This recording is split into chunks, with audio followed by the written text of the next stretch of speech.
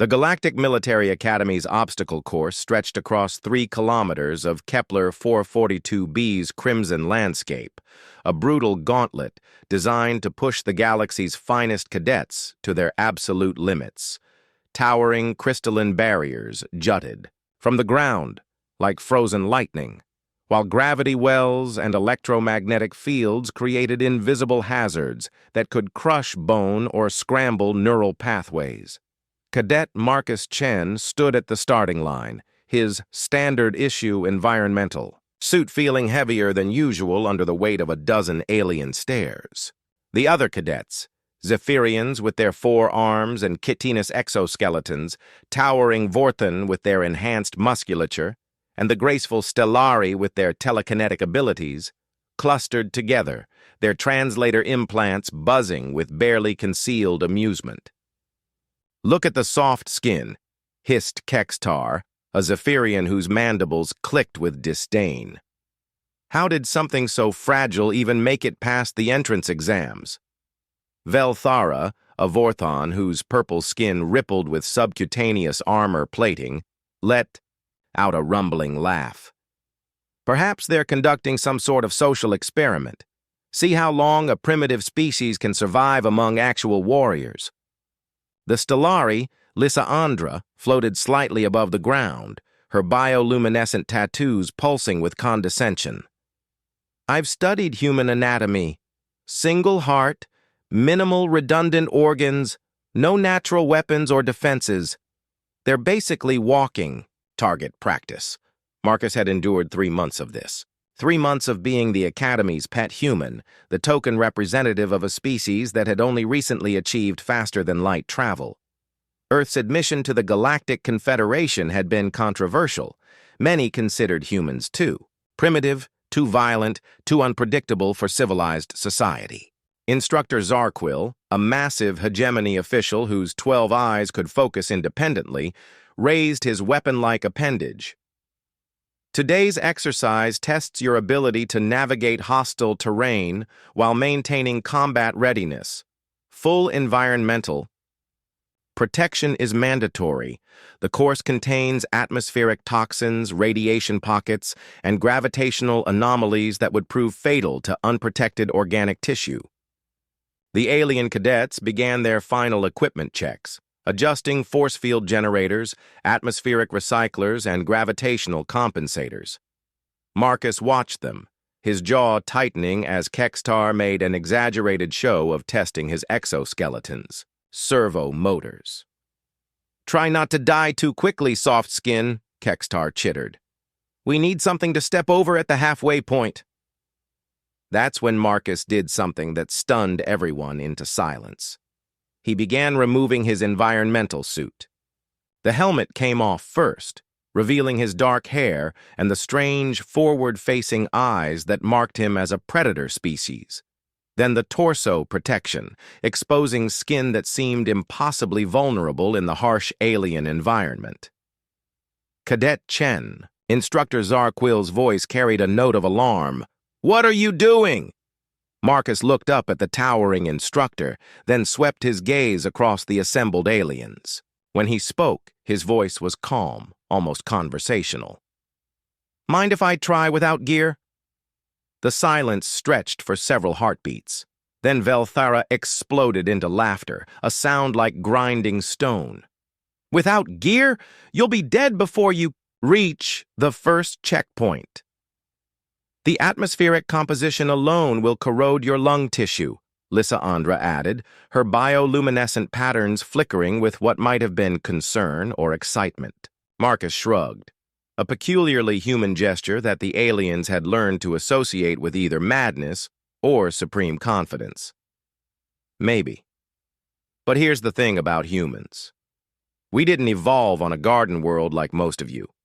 Earth tried to kill us every single day for millions of years. Predators, diseases, natural disasters, ice ages, asteroid impacts, volcanic winters. We survived because we learned to adapt, not because we learned to depend on technology. He stepped up to the starting line, wearing nothing but his basic uniform. No environmental protection, no enhanced strength, no energy shields. Just human. You see, Marcus continued, his breathing already adjusting to the thin, toxic atmosphere, while your species were developing on worlds with stable climates and manageable gravity, humans were persistence hunting across African savannas in 40-degree heat, then learning to survive Arctic winters. We were climbing mountains that could kill us just for fun, diving to ocean depths that would crush most of you, and somehow thriving in every biome our world could throw at us. Instructor Czar Quill hesitated. Academy regulations clearly stated that environmental protection was mandatory, but they also emphasized that cadets should be allowed to demonstrate their species' natural capabilities. This was unprecedented and potentially suicidal. Cadet Chen, I cannot authorize— Sir, with respect, Marcus interrupted. Humans have been doing stupid, impossible things for our entire evolutionary history. It's kind of our thing. The instructor's 12 eyes focused on the human, recognizing something ancient and dangerous in those predator eyes. After a moment that felt like an eternity, he stepped back. Very well. Begin when ready. Marcus took a deep breath of the poisonous air, felt it burn his lungs, and smiled. Pain was just information. Information was advantage. The course began, with a sprint across jagged crystal formations that would shred exposed skin. Where the aliens activated their energy shields and gravitational compensators, Marcus simply ran, but not the straight-line approach the others took. He flowed like water around obstacles, reading the terrain with senses honed by a billion years of survival pressure. At the first checkpoint, a radiation field that required full shielding to traverse safely, Marcus shocked everyone by simply walking through it. His cellular repair mechanisms, evolved to handle Earth's harsh UV radiation and cosmic bombardment, began working overtime. He emerged singed but moving, while the aliens' gear-assisted traversal had actually taken longer. Impossible, Kextar's translator crackled. The radiation levels are about the same as a day at the beach near Earth's ozone holes, Marcus called back, never breaking stride. The gravitational anomaly section proved even more revealing. While the aliens relied on their compensators, Marcus adapted his gait, using Earth-trained proprioception and balance, skills developed by a species that had learned to run across uneven ground while being chased by saber-toothed cats.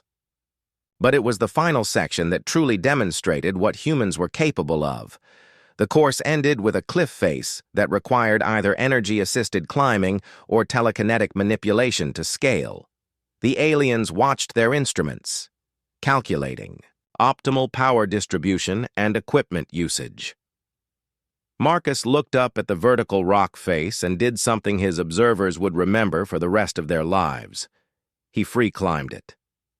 No ropes, no energy assistance, no enhanced strength. Just fingertips finding microscopic holds, muscles developed through millions of years of brachiation and climbing, and a brain that could calculate risk and trajectory while hanging from a precipice by his fingernails. When he reached the top, the aliens below stood in stunned silence. Marcus looked down at them, breathing hard, but very much alive, and delivered the line that would become legend throughout the academy. The thing about humans is, we don't just survive impossible odds.